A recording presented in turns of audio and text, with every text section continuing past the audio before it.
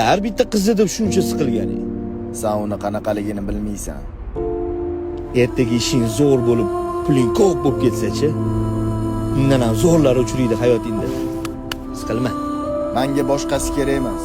Usiz hayotning qizig'i yo'q menga. O'shaningga bergan mehrni onangga berganingda boshqacharoq bo'larmidi? Nima deganing bu? Nima demoqchisan?